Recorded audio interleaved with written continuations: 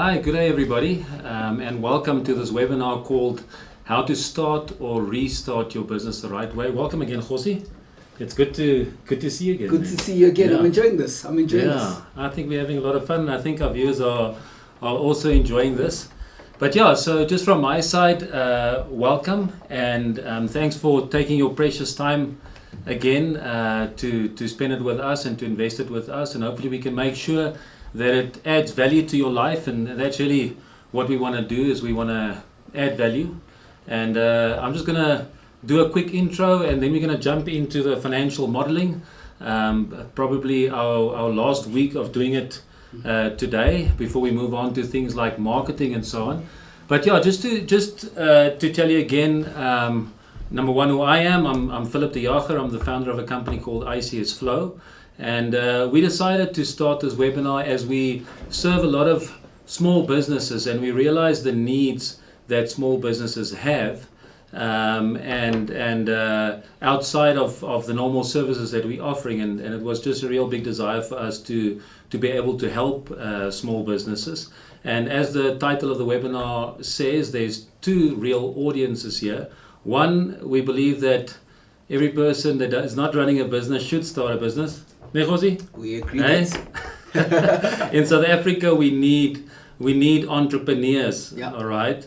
And we see that in other parts of Africa, like Nigeria and DRC and many other places, where people have really taken the responsibility, instead of waiting for government or waiting for handouts.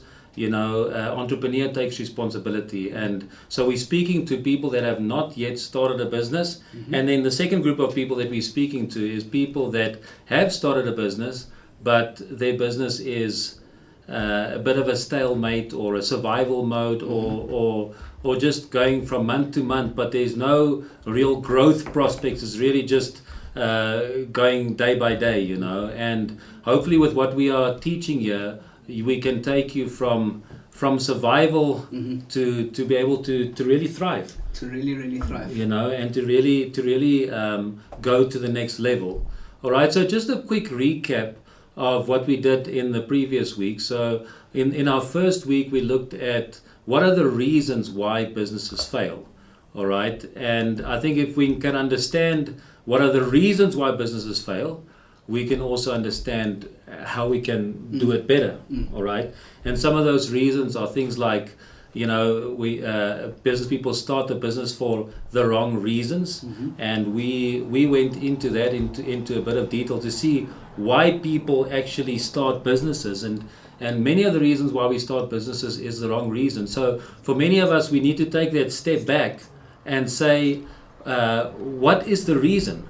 What is my why? And that was what we went through in week 2 as well, as basically the why, as to why we're running a business. And I was highlighting a guy called Simon Sinek that says many businesses know what they do, they know how they do it, but they don't know how they do it.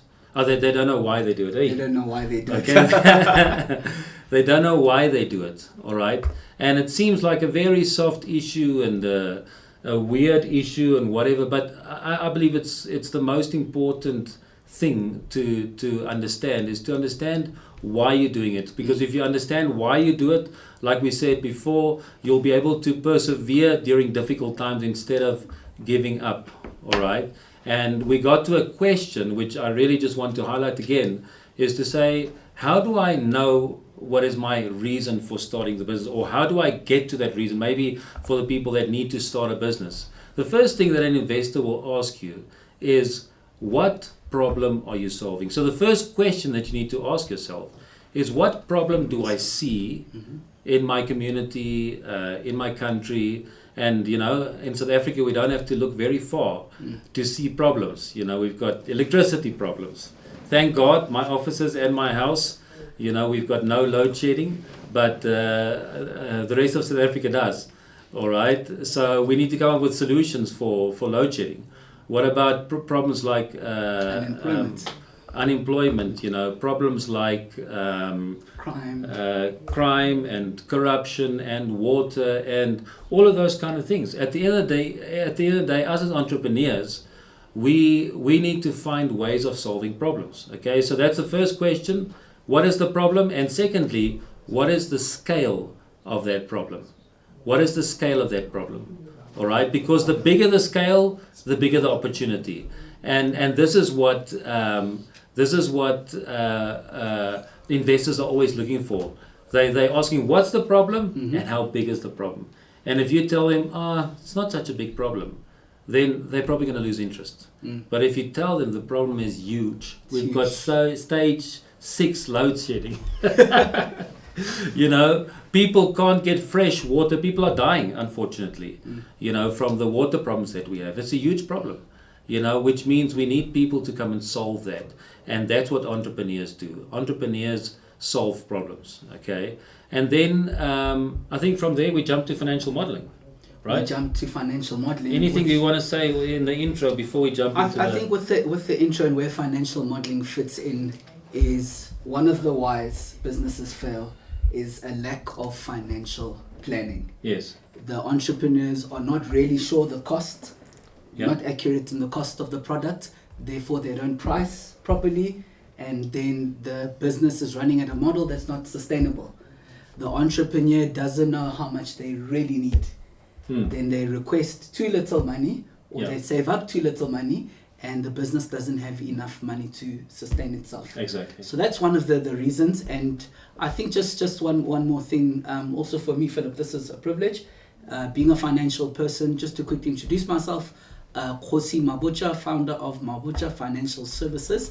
We build financial models to help business leaders and owners to make financial planning decisions. So I love numbers. Awesome. I love awesome. numbers because they can give insights and help you see, you know, in context of your restarting or reigniting your business, is there really a business case? Correct.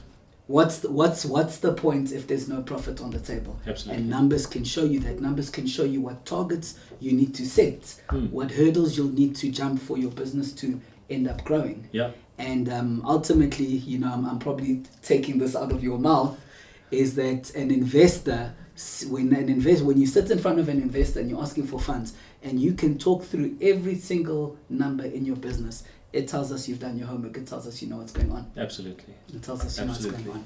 And maybe just to highlight one or two things that were said last week around this, because I listened to last week's webinar and tell you I didn't want to change to any other station. Hey, that was the best TV for me, right?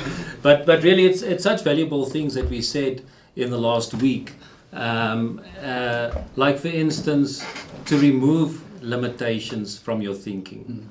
You see, when you go to an investor, that investor has money. He's not limited like you, all right? And if you want to convince that investor, you need to remove your own limitations. So some of the limitations that we might have is to say, I'm starting this business, but I need to still earn a salary. I need to work in this business, okay? And that's one of the things that we said last week. You can't work in your business. Yes. You need to work on your business. On your business. I'm glad you're touching on this. You know, you are saying that the aim of this is to either you starting your business or restarting your business. And I thought to myself, some people may be thinking they're restarting their business, but is it actually a business? Yes. Or is it a job that they've created? Or is it a hobby? That's what we said last week, right? You said it's a hobby. Yeah. If it's not making real money, yeah. Exactly, yeah. If it's at a low scale, you know, then it might not be a real business. So yeah, I think it was that, and then to make sure, and that's just one of the points that really hit me again last week, is why are you investing time and money into a business when an investor won't invest time and money into your business? You understand what I'm saying? And we said last week that many people, I've seen many people that reach the age of 50, now they're tired of their boss and you know, being told what to do, and now they say, I'm starting a business, you know, so I'm starting my own, you know, business that makes gates, and I'm going to buy these machines and weld and all of those kind of things, you know, or I start my own, you know, plumbing business or whatever the case may be, you know, and because they didn't do a proper model, you know, often what happens, their business fails, you know, and they're investing maybe 500,000, maybe a million, maybe 10 million. I've seen guys take their entire pension, put it all into a business, and lose absolutely everything. You know, and now at the age of 55 or whatever, or the age of 60, they have to go and look for a new job again. You know, because they lost everything that they built up in the past 30 years. And that's a question that I want to leave with you. If an investor won't invest in your business, why would you? Hey? Why would you? Why would you? Why do you waste your time? Okay, and maybe a last thing that I'll say there is there's a Japanese thing where they say plan 80%, execute 20%. Wow. All right? So before jumping into a business, okay, they say don't jump into a marriage, right?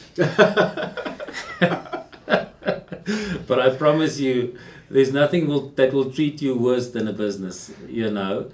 And it's a very, very big decision to take, you know, to start a business. So make sure that you take that decision wisely, not foolishly. Don't just do on the back of a cigarette box, you know, because that's what some guys do. They say, okay, I'm gonna make so much, and it's gonna cost me this much. I'm gonna make money. Let's do it, guys. Do a proper model. Think through every number. Okay, do the benchmarking. Look at the industry that you're going into to say what conversion rates do they have. All right, and from there I make a model. And if that model then tells me I have to invest 500,000, and I'm not gonna make money for the first 6 months, and only after that I'm gonna start making money. You know, I've got to go and check. Do I have 500,000? If I don't have 500,000, where am I going to get it? All right. So I'm going to talk less, and Khosi is going to take us through the rest of the model, and then we. I don't know. You wanted to do questions now, or you wanted to do questions afterwards? You're catching me a bit off guard. Sorry, that's fine. Carry on. So part one, we introduced. Let's recap on financial modeling. Part one, we introduced the concept of financial modeling. What is a model? And we said it's a key component of the business plan. Then we said, what is the importance of it? It is planning for your business. It creates scenarios so you can see what might happen. You know, in this country, it's volatile. It is such a volatile economy. I felt sorry for one business. I told you that I had to do some work in my kitchen at home, and one of the things I had to buy was granite slab, and we booked it, everything, that on this day we're going to fetch it. The day we're supposed to fetch it, sorry, it's load shedding. Our machine can't run for cut. Now the carpenter loses a day of work. Project. The welding business loses a day of work and sales. So in the context of South Africa, you, when planning your business, you need to plan what if of the 365 days of business we have 180 days of load shedding. Exactly. And now you need to pay for a generator for that day. Yes. So my point is that a model can create scenarios for you to be able to foresee and plan around it, whether it's electricity costs going up, whether it's market prices going down for a product. You tell yourself that you're gonna import and sell the latest phones, but then the next week Apple, I'm not sure what number we're on, 19 or 20. They launch. And now the market price for the existing phones drops by 30%. Will you still be able to make a profit if prices drop by 30%? So this is essentially like worst case scenario planning. You can do the best case scenario planning just to make yourself excited, because that's also very important. I did a financial model this week for another business, and it was a business that I wasn't focusing on that much. But once I did the financial model, like from let's say middle case scenario basis, I got really excited again to say, I should I'm be a part going of to be rich. You understand? So you can look at scenarios, you can plan, and you can actually accurately determine what you need. Yes. Then we spoke about the components of a financial model. We spoke about sales and forecasting, and we spoke about the various costs. Yes. We deep dive into sales. I think one thing to touch on, and maybe you can quickly over minute just touch on, some businesses have once-off sales. You Yes. sell shoes. Yes. And then some businesses have recurring monthly revenue. Correct. Yeah. So yeah. I mean, both businesses are good businesses. If you have a constant stream of people buying shoes or T-shirts like we've been using the last couple of weeks from you every single week, and you've got that consistent flow of business coming in, those once-off sales is a good business. But the business that I really prefer is a business where it makes annuity income. In other words, you sell a product once, and for the next 5 years, they pay you an amount a month, and you build up that book. But of course, with a book like that, you need some money to invest At the beginning. because you're going to lose money the first couple of months before that annuity goes above your costs. All right, but once you get to that, everything changes afterwards. hey, then you never look back again. You never look then you back. just look forward and you look at growth. Yeah. And I think that's just important in setting your business model. Yeah. And your pricing and so forth. But we'll have an episode for that. Then we spoke about the costs that come into your financial model. 3 main types of costs. Firstly is your once-off set-up costs. What does it cost to actually set up this business? We made the example of a company wants to manufacture gates. Yes. They're going to need machinery. They're going to need equipment. Yeah. All sorts of things just to start it. Yeah. Those are the once-off costs. Then your next set of costs are called your fixed costs, or also called your operating costs. Yes. These are the monthly costs that will take place every month. Whether you sell or irrespective- not, whether it's up or down, whether it's December or January, Exactly. it's going to be there. You will need to pay that rent. Yes. You will need to pay the security, the insurance, Salaries. salaries, Yeah. subscription. Yes. And it's important to know that, because when now you look for funding, you actually don't just need your once-off setup costs, Yes. but you also need, some businesses up to 3 years, they'll need funding for their fixed operating costs Yes. before they reach a profit mark. Yes. So what I've seen is that a lot of entrepreneurs say, I need R1 million to start. Then I ask, how much does it cost to operate every month? Oh, 200,000. Yes. Okay, so what if you don't make any sales over the first 4 months? That's 400,000, well, 800,000 rand you need. Do you have a facility in place for Do that? you have a facility in place? Yes. So it's important to know those fixed operating costs, and then anticipate when your business will make enough sales to actually cover them, because Yes. the difference is how much additional upfront funding you will need. Yes. So those are your fixed costs. Then we spoke about your variable costs. These are the costs that change depending on the volume of your sales. Yes. In your business, what's a variable cost? Well, on the call center side, a variable cost would be leads.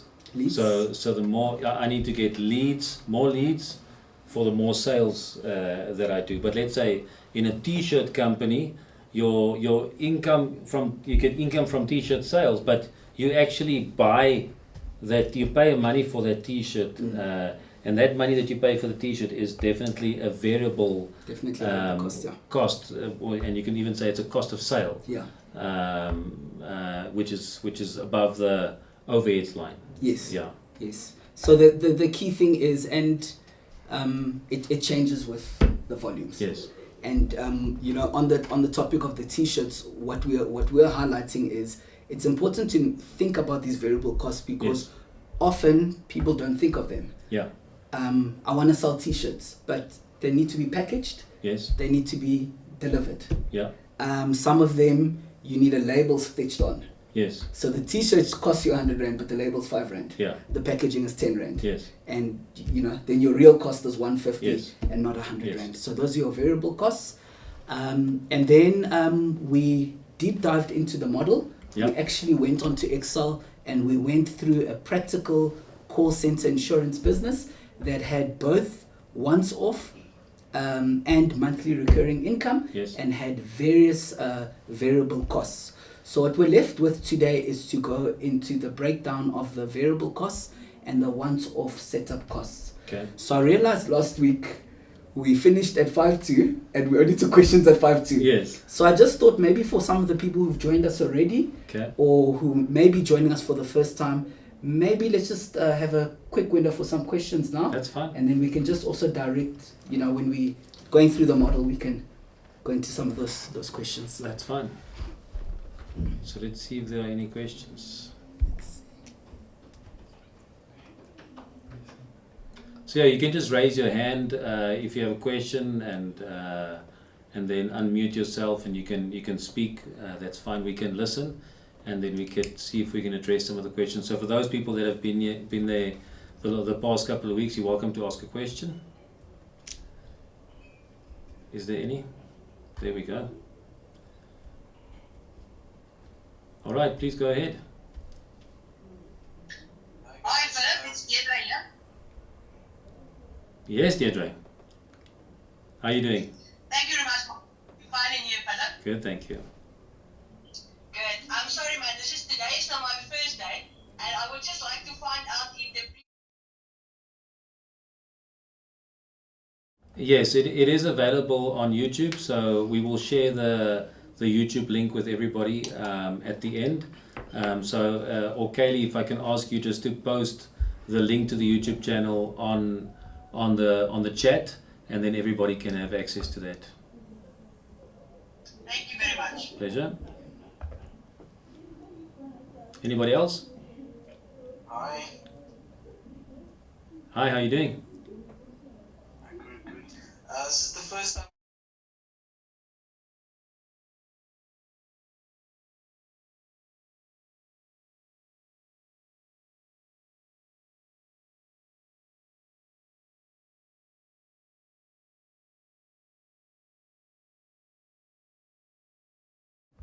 By the looks of things, I've sort of turned about 11% profit in my first year.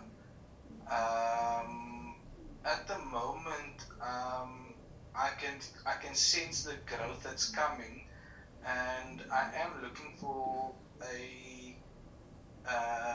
somebody to assist me with this next phase. Is there any company or anybody that you could recommend assist me with this sort of first year in the next 4 years type of? So yeah. Assist in the growth phase, I suppose. That's fine. So obviously, the first thing that I'll say is keep on watching the webinar and go and look at the previous parts as well. But what exactly do you see you have you need assistance with? Because I can tell you to make 11% profit in your first one, we have to clap hands to you. That's very good. Yeah, 11%. Yeah, so that's basically all on my own. Yes. No staff, no whatever. So I try to run it very lean bones. Do as much as I can by myself, and it's growing. No, that's great. Yeah. What I needed help with is, so based on the calculations that I've done, I've also wasted a lot of money. Yeah. Because what I was doing is that I wasn't reinvesting the money back into the business. I was just being very loose with it because I didn't realize that I'm getting in all this money and I actually need to put it to use instead of use on myself. Yes. So there's a lot of that discipline that I need to now figure out what I need, what I don't need, and how can I draw a salary from this business without affecting the business. Do you understand? Like, so I know your business is not supposed to run your lifestyle, support your lifestyle, but life is expensive. So I want to try and use the profits that I'm making on investing it in the business, but I don't know where to start with that and how to start with that. Yeah, so Jos, you want to take a crack at it before I go? Yeah. So I'll talk. I come across many businesses where we'll call it a business, and this is where I found myself also being in finance, that I call it a business, but the reality is because I'm doing all the work, I'm actually self-employed. Yes. It's actually not a business. Yes. I'm working in the business. Yes. It's I've created a job. Yes. And that also I can relate with you. That's part of the reason why you also feel just entitled Yes. to that money. Yes. Whereas a business is you sit outside the business. Yes. And you're employing someone to do the work. Yes. So you have a system running, you're employing someone to do the work. Yeah. Now when you in I'm forgetting my brother's name there, but when you're in his shoes, it's actually one of the reasons why you can think small. Yeah. It's when you're doing the work, it's difficult to think big. Exactly. I've fallen into that trap. And Exactly. now because you can never see someone except yourself doing the work, your Yes. business never grows. Exactly. Now the purpose of the financial model, this is very exciting for me, and I think for you too. It's now, we're going to be, you need to get to a point where you ask yourself, if I'm not part of this business, but somebody is doing the work, let's just say as a step one in phasing yourself out, all you do is sales, Yes. but you're getting people to actually do the work. How much would you need up front to be able to sustain those people Yes. and your customer acquisition costs, your rent, telephone, Wi-Fi, and so forth? And now you need to be at a point where you've done that budget, and in that budget is your salary Yes. and someone else's salary to do Yes. the work, or maybe Yes. use a consultant or something. Now from the get-go, we see what you need upfront to be able to sustain the business over the next 12 months. And then at what point will it actually become profitable? And then at what point will it grow? Because if it's just you doing the work, the growth already has a ceiling because we only have 24 hours a day. Exactly. Exactly. So yeah, that's the question that I would ask is, what happens if you get 100 new clients today? Can you handle it as one person? And I think that answer is emphatically no. And of course, while you are doing the business, you're not taking care of the cash flow, because you feel like Jose said, you feel entitled to that money now because I've worked so hard, and I'm speaking out of a place of experience where I was self-employed for 15 years, and at one day, it was maybe not the wisest decision to do it on one day, but in one day I decided I will never again sell my own time, because that's not a business. Okay, that's just self-employed, and it's worse. To be self-employed is worse than being employed, because if you're employed, like we said last week, if you're employed, you get a salary every single month. It might be a smaller salary, but you get a salary every single month. In December, you might even get a bonus. Yeah. Right? And pension fund, retirement fund, medical aid. I haven't seen those things for 3 years of my life, But you see, it always looks great being self-employed. But according to Robert Kiyosaki, you can go and read the book called The Cash Flow Quadrant. It's the worst place to be. Being self-employed is the worst place to be, because you cannot do the work and do the sales and do the accounting and submit the stuff to SARS and employ people, whatever. You can't do that all yourself. You need people. So what we said last week, and I would really suggest to you that you go and watch last week's video, because I think it will be very enlightening to you, to say that I cannot work in my business because I need to work on my business. All right? And if you, that's why, and I'm not suggesting that you should be unwise like me and stop doing work yourself immediately. Go through this course that we're presenting here. Look at the previous videos. Go get to your why, like we said. What is the problem that you're solving? Make that very clear for yourself. Look at the financial model. Build a financial model for yourself. But while building for the financial model, take yourself out of the business. You're not an employee. You're the business owner, right? And then in that, and this is the thing that people struggle with often, is they're saying, but I can't afford to employ somebody. I can't afford to pay money for leads, But the thing is, if you don't take that step, you're going to be in this prison for the rest of your life. Yeah. Okay, because self-employed is the worst prison that you could be in my opinion. Now, You know, it could be different for different people. It's just my frustration that I'm taking out on you guys. You know, but in doing the financial model, think limitless, and that's probably the most important thing that we said last week. To remove the limits from your thinking. Imagine, and that's what I said, just for a moment. Imagine I have all the money in the world, I have all the time in the world.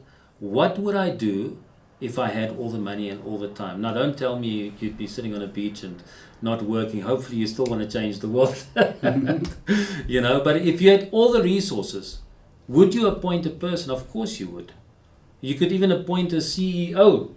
You don't even have to be the CEO. You know, you can spend money on marketing. You can do all of this, because if you want to take your business to an investor, and that's part of what we're trying to achieve here, is to make sure that your business is an investable business. If you're the only guy in your business, no one in their right mind should invest in your business, because what if you die? Exactly. Hey? Exactly. You know, You're the biggest risk in your business. you're the biggest risk. Yeah. You know, this exercise you're saying, even in my business, it makes me realize, it makes you think bigger. Yes. Once you put the numbers there, Yes. and you realize that, let's just say, the next step for where you are is the fixed operating cost will be, let's say, 200,000. Yeah. It means that sales have to be in the millions. Yes. And then it immediately removes that limitation. Yeah. And that's where you go from small business, SME, Yes. to big. We need Yes. big businesses. No, absolutely. So I'm not speaking down on you at all. You know, I think it is such a brave thing just to have started the business. But that's what we're trying to help guys with. Guys that have taken that brave step of starting their business, just to help you to think about business in the right way, so that your business can double, quadruple, 10 times, 100 times, million times, because that's what we want to see. We want to see big businesses, and one of the big reasons for us to do this webinar is to help businesses to employ people. You know, because that's the big problem that we're trying to solve, is unemployment in South Africa. And we need business people to employ people to be able to do that. You cannot be the employee. Yeah. All right? Good. Perfect. So I think in short, the exercise on the model and recapping on the last few weeks will definitely assist you with your financial planning. Yeah. With your financial planning. Do you want to do one more question before we move on? Yeah. Is there one more question? Not. Okay, perfect. All right, let's move on. Let's go to the Excel. Thank you, technical team. Okay. Can everyone on the Zoom see the screen? Yeah, they can see it. Okay, perfect. So we spoke about the sales assumptions, where in this business, this is a insurance business, Sure. insurance call center business. What happens is that whenever a sale is made, for each sale, this business will make 115 Rand monthly into perpetuity, Yes. annuity. And for each sale, they will make a once-off income of 1,500 Yes. 500 Rand upfront. Yes. Okay? And then, more importantly, we spoke about, but what is the costs? Yeah. Because this can sound exciting. Yes. We realize that to achieve one sale, you pay a commission of 250 Rand. Mm-hmm. And in addition to that, you also have to pay for the leads, Yes. which cost you 1,500 Rand per sale. Yes. So 1,500 Rand for the lead plus a commission of 250 Rand. It means the 1,500 Rand that you make up front it actually makes a loss. Yes.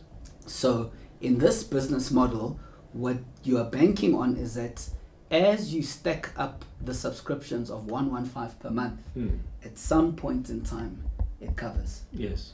And so we spoke about the sales, we spoke about the commissions, the conversion rates. We are going to do an episode on leads. Yes. Because Absolutely. yes, you can plan for sales, but where are they going to come from? Exactly. Which is quite important.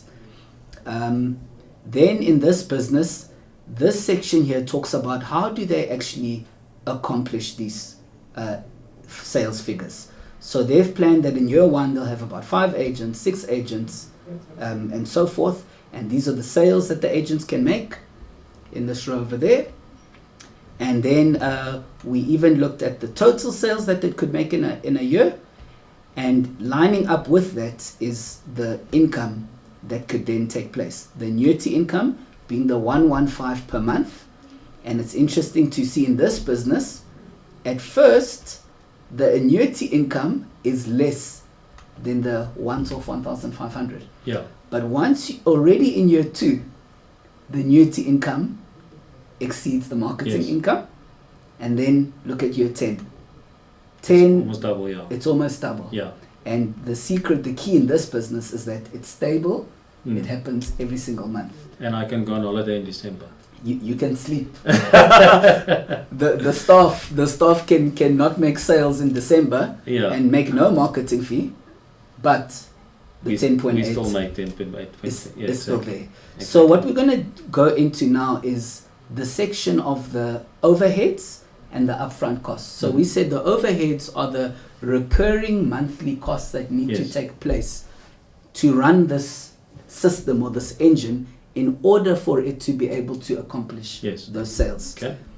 And now in this business, we've got salaries here.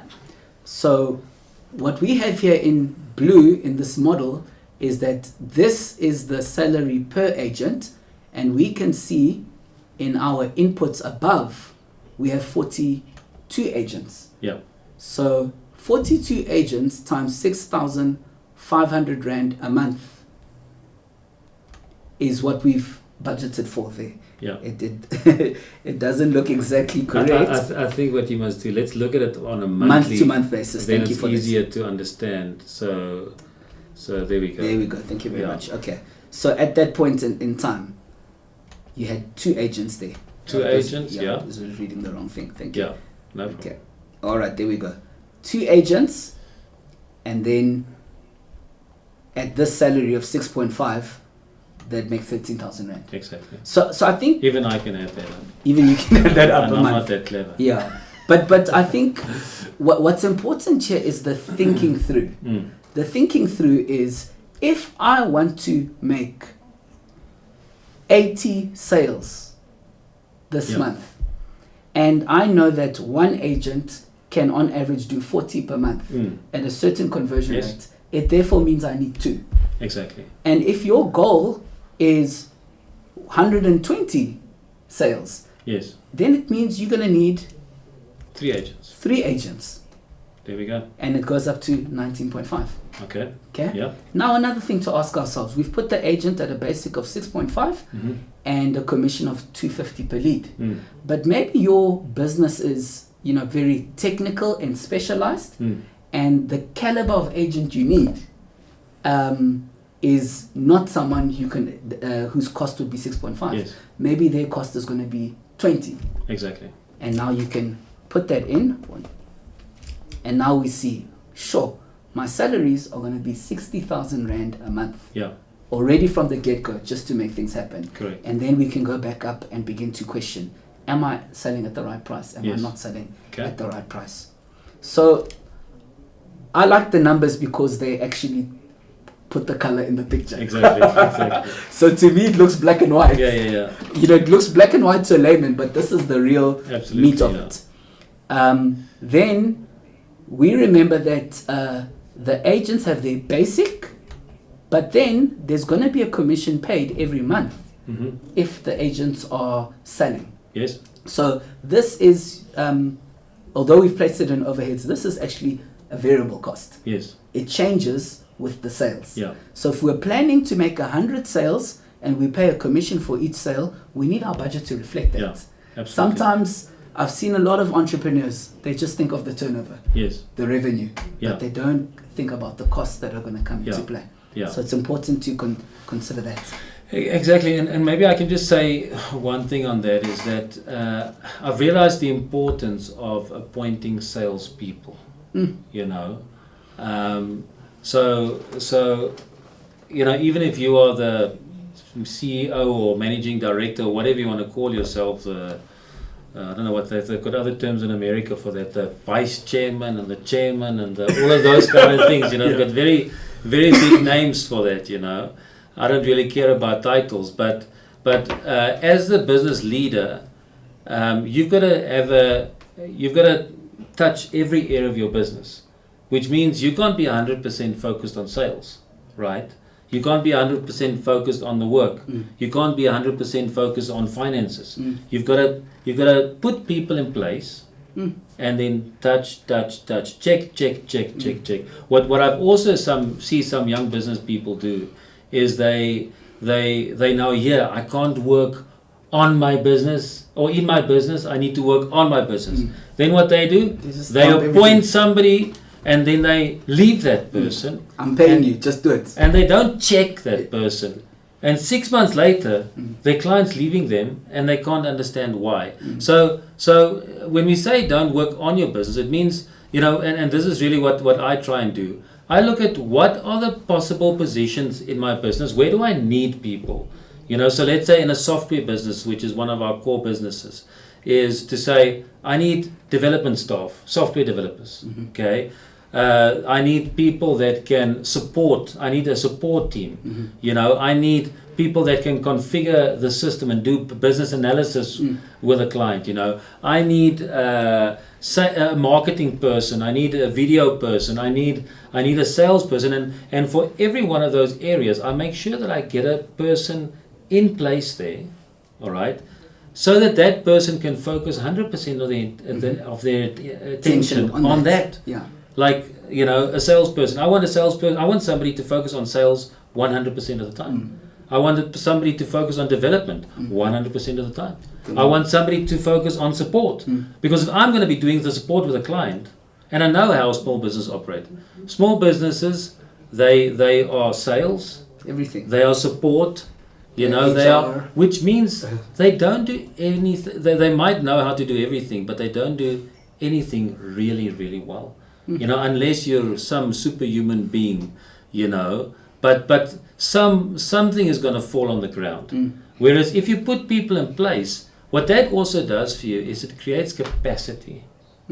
All right, which means now I can go to a customer confidently and say, I can bring on 10 customers because I know there's people. I train the people. I put processes in place for the people. I can measure those people and all of those kind of things. And now my business can grow. But if it's just me, I'm limited. However, look, I always thought that I'm the best thing since sliced bread, But even me, I'm limited. There's only so much that I can do. All right? No matter how good I think I am, no matter how clever I think I am, no matter how much hours I work, all of us get allotted the same amount of hours. 24 hours in a day. But the only way to multiply your business is to put people in place in all the positions that creates capacity for you so that you can now go and sell. Get your business out there. And now you know that when you go sell, there's actually people that's going to be able to catch it. Yeah. And then if they fool, now what you do, you teach them to appoint people, right? To create capacity. And now the business can scale to the next level. All right. And let me say this is the last thing. One of the big reasons why we say that you mustn't work in your business, you must work on your business, is because we want to create a scalable business. No investor will invest in a business that's limited. Okay? An investor want to be able to say, okay, I need to invest 5 million, but I want to get 10 million in year 1, 20 million in year 2, 100 million in year 5. Do you understand what I'm saying? And some people may be thinking, I'm not even looking for investor, but you're the investor. Exactly. Why are you investing? Why are you investing in your own business? It's a bad investment. You see. So, back to the screen. Thanks for that. Sorry. I think, what I've realized when I've had to do this exercise for myself, Yeah. the different people are needed in different departments, Yeah. and I see these costs going up and up and up. Yeah. But then it makes me realize that I need to think bigger. Yes, man. This is no longer small. Jose, thank you. business. You're getting it. You're getting it. I need to think bigger. So back to Yeah. the fixed costs, in this budget for this sales call center business, I mean, they even budget for recruitment costs. When I need to appoint another person, I'm going to incur recruitment costs. Yes. An HR agency to do the paperwork, to do the documentation, and so forth. And this is a bit of a side note, something I've also experienced from the process I'm going on from being self-employed to big business is when it's self-employed, it's easy to take shortcuts.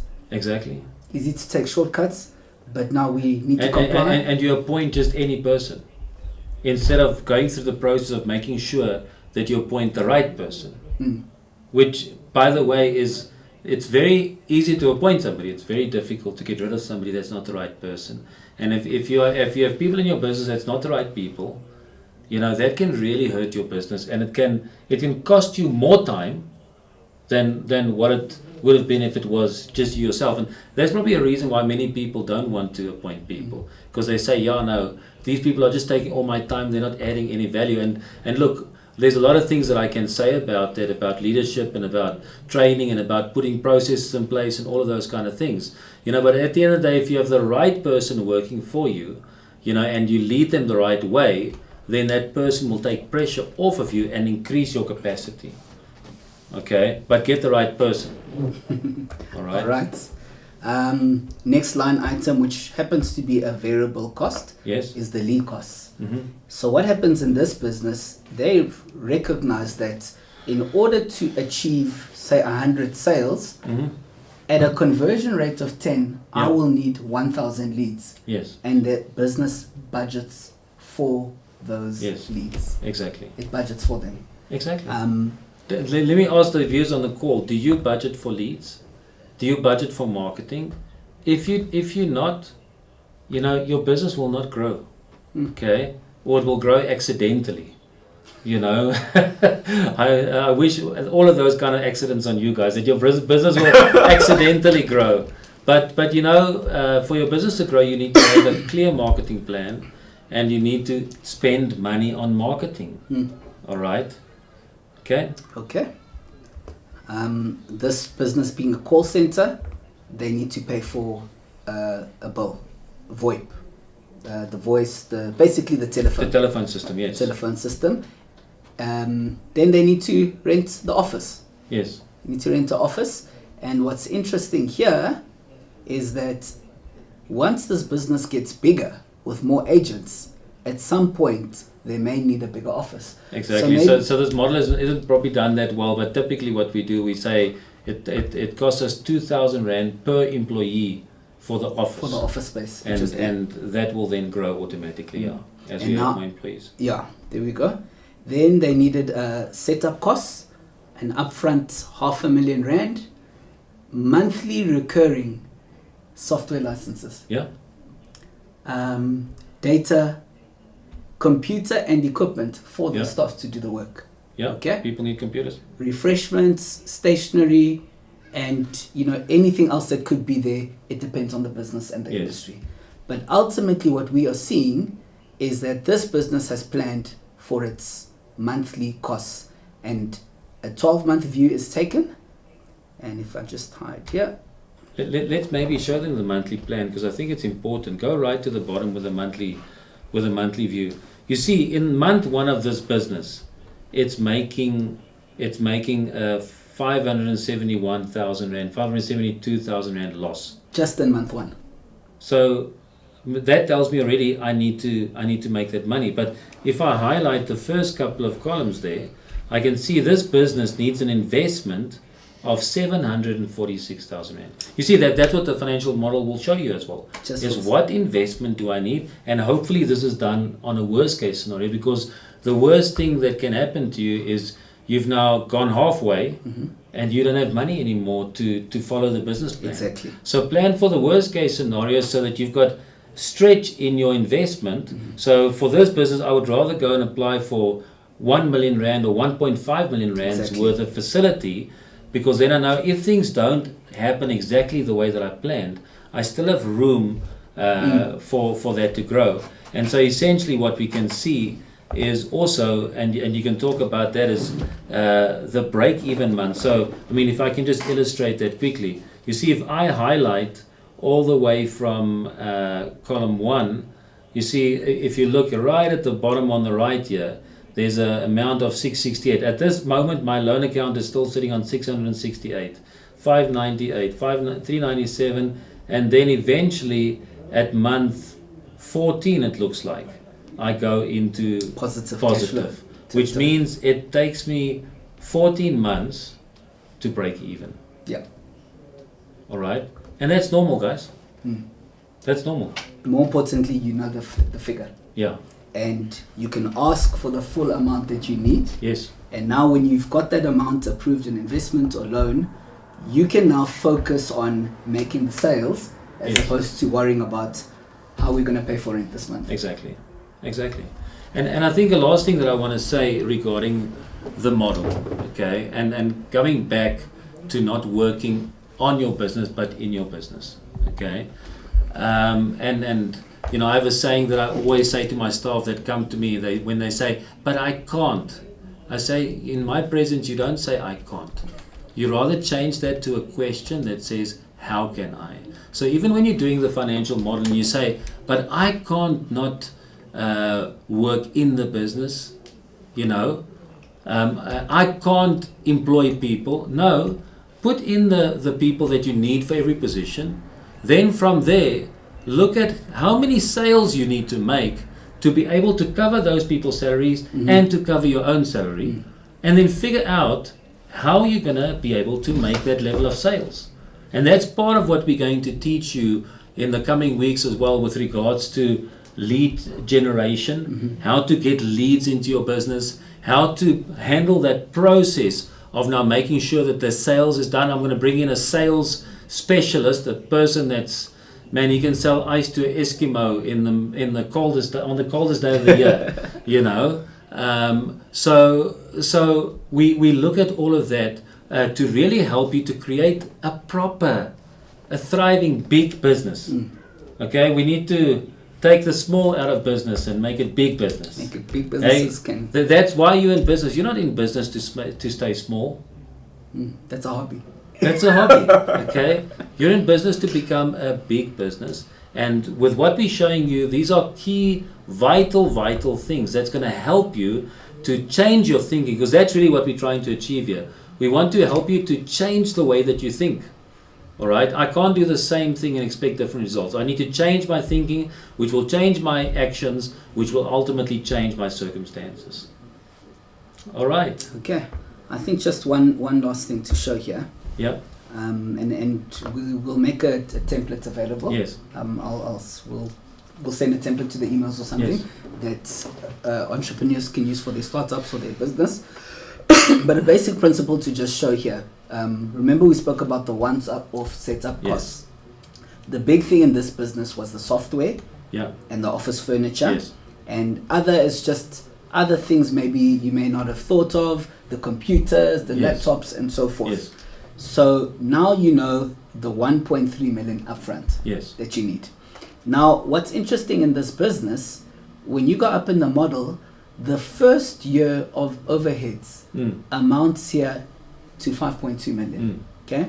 Now you have to ask yourself, if I don't make any sales at all, it means the what it's going to cost to keep the lights on in this business is that 5.2 million per annum, which is, you know, maybe around, on average, around 400 per month. Yes. Now, generally, my recommendation is you need to budget for some of that. Some business, the profit point is 6 months, some is 2 years. Yes. So I've just made a simple example here of if you were to budget for the business to not make any sales for 1 whole year, in other words, you want to be able to sustain the running costs of this business for a full 12 months and pay the upfront setup costs. Now you know how much you need.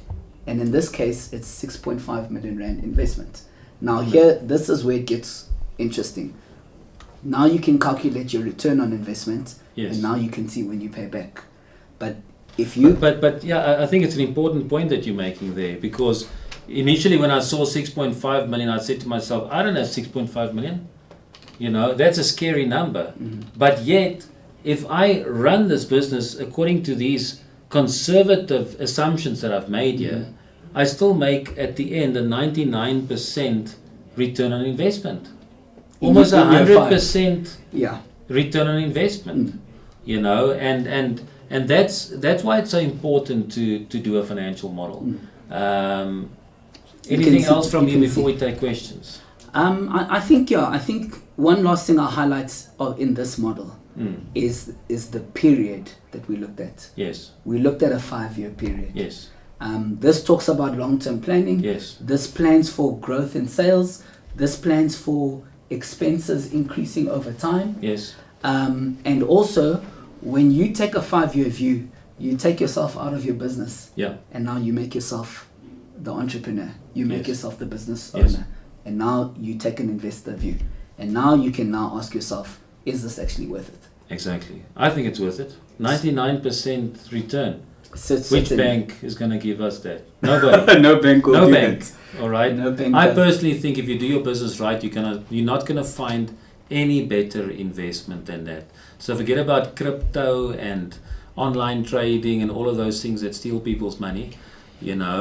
Sorry if you in that, but I'm quite against those kind of things, because I've seen people think they're going to be millionaires and gazillionaires and even take other people's money, and then they lose everything because they really don't know how to trade, and they really don't know what crypto is going to do. Nobody knows.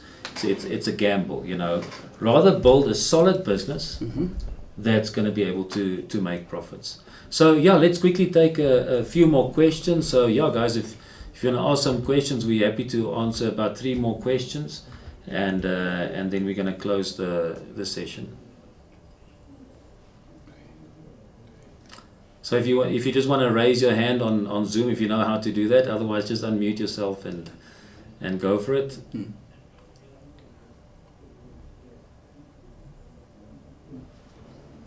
Nobody. Is everybody shy today? We are happy to take questions, and like I always tell my staff, there's no such thing as a stupid question. Okay. The only thing that's stupid is we don't ask questions. Yeah. Rather ask the question, look stupid once and look clever for the rest of your life. Yeah. All right. So, yeah, I think Nobody- while we're waiting for questions, maybe just to summarize, some of the things we picked up Yeah. here, is really understanding how much you need upfront to keep the ship floating. Yeah. I almost imagine, metaphor is, ship needs to go from one continent to another continent, and when it gets to that continent, that's when it will make the money. Yes. But they need enough supplies Yes. in between. Yes. And if they don't budget for enough supplies from the get-go to get to that point where they make profits, Yes. the sink is gone. It's Absolutely. gone. And practically what that looks like, somebody cashes out their retirement, they put 5 million rand into the business, they didn't think they needed more, so they never asked for more, they didn't plan for more, Yeah. and then it sinks in the middle of the ocean. Yes. The business didn't get to that point. Exactly. where it And you starts lose hitting the all profit, that money. and it's all gone. All right. It's all No, gone. awesome. So I think one point that I want to highlight from last week as well is a financial model will help you to plan your business, to really think through the different areas of your business, and maybe many people do that as a once-off exercise, but that should really not be a once-off exercise. We said last week that it must be a living document. And I use the word covenant. This model becomes your promise to yourself, And if you have an investor, which by the way you do, if you're investing in your own business, you have an investor, you need to report to your investor. Yep. Right? Report to your investor. So firstly, it will help you to plan. Secondly, it becomes a living document that keeps you accountable. And thirdly is really the accountability. If you can find somebody, an investor or even a family member or a successful friend or something that you can go to and say, here's my financial model. Can I please pay you, 1,000 rand a month to come and sit on my board and to come and ask me difficult questions about my business and to keep me accountable against this financial model. The accountability for me is really what's transformed our businesses is when we did these models, and now we can actually take it forward from there. All right. So, any questions? Are there any questions? No. Are there some questions? Okay. Can somebody read us the question? It's fine, guys. Where would one get stats on the different markets to see conversion rates? B2C. Well, it's often not very easy to find those stats, but certainly You can see if you can find stuff on Google. Alternatively, just go speak to people in your industry. Nothing wrong with having friends in your industry. All the big business people talk to one another. So a Vodacom and an MTN guy will sit at the same table and they talk to one another and they probably do business together. So go speak to people in your industry, go research. If the research is not available online, go find people in your industry and ask them, what are their conversion rates? All right. And what are the statistics that they have in their business, and these conversion rates that we can speaking about can also be like a KPI, a key performance indicator. Like in this call center business, a key performance indicator is for me the conversion rate from leads to sales, and then also another key thing is the conversion rate from sale to money in the bank. Because I know that 30% of people are not going to pay. Yeah. We know that in the industry. And what I need to do is I need to keep an eye on those and see how I can improve it from 10% to 20% or from 30% to 25% when it comes to unpaid. Yeah. So one of the things you've mentioned in the model being a living document Yes. is that once you are monitoring every month, at some point you'll have a 12-month or 24-month or 36-month history. Yes. And you can see historically our collections are 20% or 30%. Correct. Historically our conversions are 1, 2, 3, 4. That's a very good point that you're making, and I think in about 2 or 3 weeks' time we're going to be looking at systems, where you're going to be able to. We're going to show you how to measure outcomes in your business and how to measure conversion rates, because yes, there might be a certain benchmark, but you might be below the benchmark or you might be above the benchmark. So you're starting to make your own benchmarks, and then you say, okay, I want to go from 10% to 20%, So, and there's a saying that says, you cannot manage what you cannot measure, all right? And that's what we're going to be looking at in a couple of weeks' time. Any more questions before we wrap up? Nothing that we can see. All right, great stuff. Yeah, so from my side, José, it's been really good. I'm going to miss you. This has been great. I'm sure we're going to come back again in a couple of weeks' time. But yeah, José's been helping me with the financial modeling sessions. And from next week, we're going to be having the guys for the marketing side of things. Great. To teach our viewers how to, what I call, get a constant flow of leads into your business. Imagine you had 10 customers a day asking you for a quote. Every day. Yeah. Imagine that. How would that transform your business? It would make it multiply by 100. Now you don't have to work in your business. I need to work on the business. Okay. Hey? Wow. I'm looking forward. Yeah. Me too. Well, let me hear one more question, and then we're gonna end off there. Hey guys, it's me again. Sorry to. Yeah, no problem. No problem. So I'm just listening to you guys talking about the financial modeling and stuff like that. Yep. Right? I feel like I'm sort of at the point now where I need to do that. Yes. Because, as in a forecast, what can I work on as an assumption over the year on year? What is like an average? What is a good assumption to work on? If that makes sense. So sorry, assumption for what specifically? For sales? Assumption for turnover or margin or profits or margins or whatever. What would I like? Would I say, okay, realistically 5%? I would like to year on year 5%. Well, to be honest with you, it depends entirely upon the type of business that you have, and maybe what you can do is you can take José's details, and José can kind of talk you through that, and even if you need assistance with a financial model, I'm sure he can help you with that. But yeah, it entirely depends on your business. To give you an idea of the business that we started, we're seeing 100% growth month on month at the moment. But it's because of certain reasons, that the fact that we have investment, the fact that we're managing certain things, we continually appointing new people and whatever. So and that's what we need to see in small businesses. I think small businesses year to year, if you don't double, there's something wrong. Then once again it's a hobby, because if you don't double because it's you doing the work, because then you can't double. You're right? doing the work, you can't do the sales. The only way that you can double is to appoint people and to teach people to do what you do, and to maybe even do it better than you do. You know, so I really believe that small businesses should see 10-20% growth on a monthly basis, and let alone a yearly basis, because they want to grow to become big. Think big, people. Thank you, Philip. Is that it? One more question, if there is one more. Nothing. All right. So yeah, thank you, Josie, for joining us. This is great. This was really enlightening, and really your input has been really valuable. And just to say again, Jose is a specialist in financial modeling. He's a chartered accountant as well. Worked for companies like Investec and I don't know which audit firms, BDO. Yeah. And if there's somebody that can really help you with this financial model, it definitely is Josie. And I'm sure Josie is going to give you a special price. Depends on the model. We'll check the model. All but right. we're happy to help. Yes, That's awesome. why we're doing this, Philip. Yes, absolutely. We have a heart for our country, for business owners. We want to Yes. help. We said Absolutely. Yeah. Absolutely. Thank you. Yeah, so thanks a lot. And as I said, next week we're going to be starting to look at marketing, okay? Marketing and sales. And we're going to bring on specialists in marketing and specialists in sales.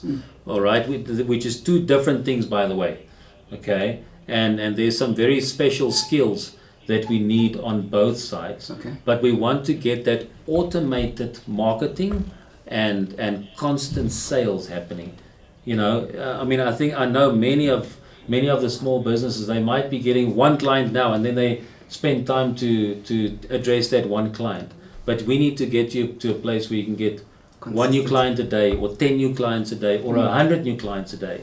All right, and with that, all of that can be automated. You know, and all you need to do is do the work. All right. I'm looking forward. Great stuff. Thank but you. yeah, thanks a lot, guys, for joining us. And once again, thank you to our technical team for doing such a great job and for doing the things that we can't do. So we thank you for that. And yeah, once again, thank you for taking your time to be with us. And we just wish you all the best. And like I say every week, you know, I hope you don't sleep tonight. But these thoughts is milling around in your head, and you're dreaming about running a really big business, dreaming about employing many people, and dreaming about solving real problems that our country has. So on that note, I'm going to say goodbye and good night. Thank you so much.